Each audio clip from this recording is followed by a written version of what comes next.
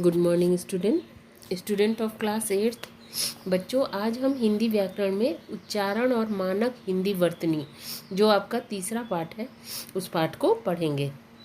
उच्चारण और वर्तनी का घनिष्ठ संबंध है। उच्चारण अनुरूप लेखन को ही वर्तनी कहते हैं। हिंदी शब्दों के उचित उच्चारण के अनुसार ही वर्णों का संयोजन होता है। स्पष्ट है कि उच्चारण गलत होने पर वर्तनी भी गलत हो जाएगी।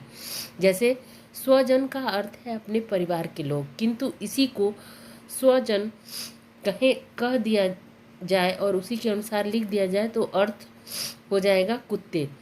शिला को शिला और सील को सील कह दिया जाए तो उसी के अनुसार लिख दिया जाए तो शब्द का अर्थ बदल जाएगा। अतः उच्चारण और वर्तनी पर ध्यान देना आवश्यक है। ठीक। अब जैसे बात तो शुद्ध वर्तनी है बात। बालक तो शुद्ध वर्तनी लिखेंगे बालक। ठीक। तो उच्चारण में अ नहीं है, फिर भी लेखन वर्तनी में उसका प्रयोग हुआ है। ठीक। अब वर्णों के उच्चारण स्थान बताया है कि सभी स्वर और व्यंजनों के उच्चारण स्थान अलग अलग हैं।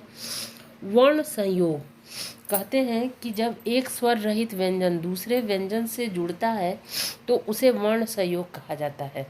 ये 3 प्रकार से आते हैं: आरंभ संयोग, मध्य संयोग और द्वितीय संयोग। आरंभ संयोग जैसे ध्यान, क्यारी, ग्रहण, म्लान, ग्वाला, क्वार, ये सब क्या है? आरंभ संयोग वाले व्यंजन य लव से ही जुड़ते हैं। छ और श का आरंभ संयोग नहीं होता है। ग का कहीं भी स्वर रहित प्रयोग नहीं होता है।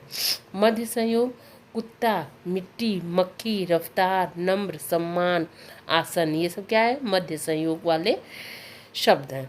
द्वितीय संयोग स्वर रहित कोई व्यंजन जब समान व्यंजन से जुड़ता है तो उसे द्वितीय व्यंजन कहते हैं। द्वितीय व्यंजन शब्द के आरंभ में नहीं होता है, जैसे मिट्टी, खट्टी, चक्की आदि। व्यंजन संयोग में पाई वाले वर्णों की पाई हटाकर दूसरे वर्णों से जोड़ा जाता है और ये वर्ण 24 होते हैं: ख, ग, घ, च, ज, झ, ञ, ड़, त, थ इत्यादि। ठीक। अब कहते हैं मध्य पाई वाले वर्ण। ये केवल 2 होते हैं। कौन कौन से? क और फ।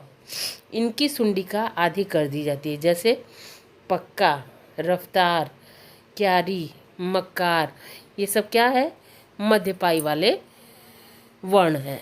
अब देखिए बिना पाई वाले वर्ण। तो बिना पाई वर्ण होते हैं छ, ट, ड, ढ, द, ह को स्वर रहित रहने पर हलंत कर देते हैं, जैसे मट्ठा, पट्ठा, चिट्ठी, गड्ढा, विद्या, सिद्ध, खट्टा आदि। ठीक। ये क्या है? बिना पाई वाले वर्ण। अब देखिए मानक वर्तनी और अमानक वर्तनी। तो कहते हैं मानक वर्तनी, मानक वर्ण अ नहीं है, ख नहीं, छ नहीं, ये सब क्या है?